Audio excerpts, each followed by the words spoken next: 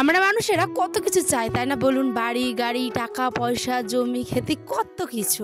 তারপরেও মানুষ কোথাও যেন একেবারে হতাশ হয়ে পড়ে ঠিক তার শেষ সময়টুকুতে, তাই না বলুন? তখন কাছের মানুষ, আপনজন এরাই হয়ে যায় একমাত্র ভরসা, ঠিকানার জায়গা।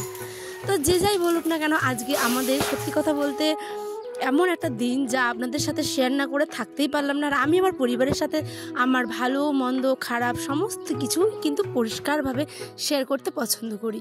তো দেখুন, আজকে বাড়ি নিয়ে আপনারা তো থাম্বনেল দেখে বুঝেই গেছেন, একটা আলোচনা করতে চলেছি আপনাদের সঙ্গেও।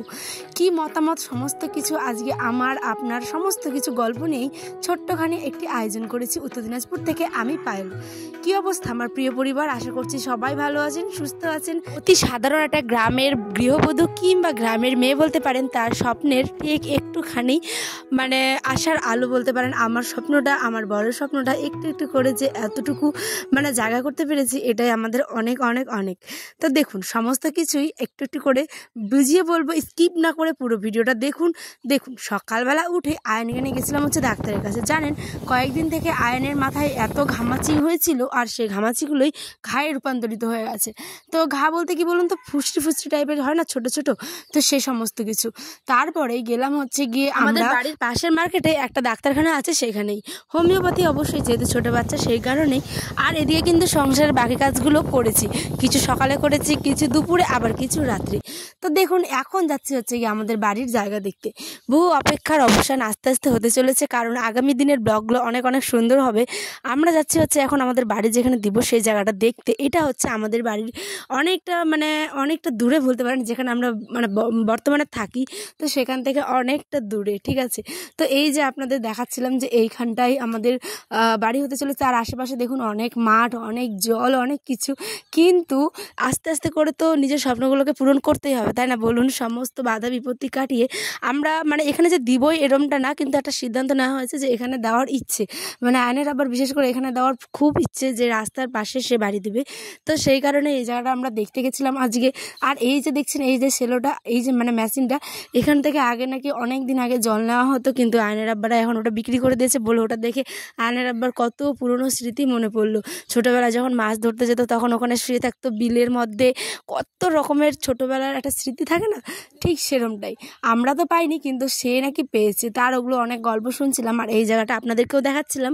আর আমিও দেখলাম প্রথমবার। জানেন, এইখানটায় বাড়ি করা কত কত ওর যে ইচ্ছে ভাবতে পারবেন না। সে চাইছে যে গ্রামে না থেকে একটু গ্রামের বাইরে, খুব দূরে না, গ্রাম থেকে একটুখানি বাইরে রাস্তার উপরে বাড়ি করতে। তাই আজকে দেখতে গেছিলাম বাড়ি। কিন্তু এখানে যে হবে এরমটা না, আমি বারবার বলছি, ওটা আমাদের একটা প্ল্যানিং আর কি বলতে পারেন, যে এখানে দিব নয়তো অন্য জায়গায়। তো ফাইনালি যেখানে হবে সেটা অবশ্যই ব্লগে পাবেন আপনারা দেখতে। আর আমার কাণ্ড দেখুন, আমার কাণ্ড দেখে তার নাজেহাল অবস্থা। কারণ আমি ওকে বারবার বলছি, আমাকে একটা ভিডিও করে দাও, আমাকে একটু আমার পরিবারের সাথে তো আমাকে শেয়ার করতে হবে, তাই না? আর সেও কিন্তু আমাকে অনেক সাপোর্ট করে আপনাদের সঙ্গে সমস্ত কিছুটা শেয়ার করতে। তার মাঝখানে এই যে আয়ন শুরু করে দিয়েছে দুষ্টমি, ওই নামবে, ওই ছবি তুলবে না এক কথায়, ঠিক আছে। তো আমি বলছি, এখানে একটা থাম্বনেলের জন্য ছবি তুলে দাও, একটু ভিডিও করে দাও, আমি আমার বন্ধুদেরকে দেখাই, আমার পরিবারের সমস্ত কিছু আমি তো শেয়ার করি, তাই না? তাই আমার আমি কর্তব্য মনে করি আপনাদের সঙ্গে সমস্তটা শেয়ার করা। বাড়িতে এবার চলে এসেছি। তো বাড়িতে এসেই তো রান্নাবাড়ি করেছিলাম সকালবেলায়। ওই যে দেখলেন বেগুন আলুর সমস্তটুকু শেয়ার করতে পারিনি, অল্পখানি শেয়ার করেছিলাম। ওই যে বেগুন আলুর একটা তরকারি করেছিলাম, আর এইখানে বাসন ছিল কয়েকখানা। তো না মেজেই চলে গেছিলাম, যেহেতু ডাক্তারখানায় গেছিলাম, সেই কারণে আয়নের ডাক্তার দেখি তারপরে এই যে এসেছি, এখন মাঠের দিকে গেছিলাম, তারপরে এসেছি এখন বাসনগুলো ধুতে। আজকে ব্লগ দেওয়ার খুব একটা ইচ্ছে ছিল না বলতে পারেন, কারণ মনটা একদম খারাপ। কারণ কি যে একটু পার্সোনালি অসুবিধা হয়েছে, সেই কারণে আমার ব্লগ দেওয়ার আজকে মুড ছিলই না।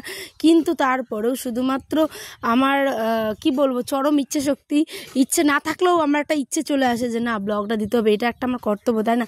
আমি যখন একদিন ভাত খাচ্ছি, জল খাচ্ছি, তাহলে আমি ব্লগ কেন দিব না? আমি ব্লগটা কতটা তাহলে ভালোবাসি একবার ভাবুন, সত্যি কথা বলতে। আর ওই যে বললাম না ইচ্ছেটা, কারণ ওই ইচ্ছেটা আমার খানিকের জন্য হয়েছিল যে আজকে আমি দিব না, কারণ আপনাদের পরে আমার বড্ড অভিমান হয়েছিল। কারণ সত্যি আপনারা ব্লগগুলো দেখছেন কিন্তু ভালোবাসা দিচ্ছেন না। মাঝে মাঝে মনে হয় যে আমি কি সত্যি কারো ভালোবাসা পাওয়ার যোগ্যই না, কিন্তু তারপরেও মনে হয় আমি আমার সর্বশ্রেষ্ঠ শক্তি দিয়ে কাজটুকু করে যাবো, বাকিটা তো আপনাদের উপর, তাই না বলুন? এর থেকে বেশি আমি আপনাদের কাছে আর কি চাইতে পারি বেশি? তাই ব্লগটা বড় করে নিই, 5 মিনিটের ব্লগ করেছি। তো এই যে বাসনপত্র নিয়ে সমস্ত কিছু বাড়ির মধ্যে যাচ্ছি, আর একদিকের এই বৃষ্টি আর এই রোদ এই নিয়ে হচ্ছে আর এক খারাপ অবস্থা। তো এখন ওই যে বৃষ্টি আসছিল, সমস্ত কাপড়গুলো দৌড়ে উঠিয়ে নিয়ে আসলাম, তার মধ্যে ফোনটা একবার পড়েও গেছিলো। কি করব জানেন, সব দিকে ম্যানেজ করতে হচ্ছে, আয়ানকে এদিকে, তারপরে ভিডিও, রান্নাবাড়ি, সমস্ত কাজ একা হাতে। তো এখানে আমি সমস্ত কাজগুলো কমপ্লিট করে এই যে শুকনো ভেজে সমস্ত কাপড়গুলোকে এখন মেলে দিচ্ছি। জায়গা নেই, এক ঘর এক বারান্দা, তারপরেও এই যে সমস্ত ভেজা কাপড়গুলোকে দুটো দড়ি টেঙে দিয়েছি, এইখানে দিচ্ছি জানেন। তো ব্লগটা বেশি আর বড় করছি না, দেখাবে অন্য একটি ব্লগে। সকালে ভালো থাকবেন, সুস্থ থাকবেন। আর যেটা বললাম, অবশ্যই বাড়ির সামনে অনেক অনেক ভালো ভালো মানে ব্লগ ভিডিও অলরেডি দিব আমি, এটা একদম কনফার্ম, ঠিক আছে।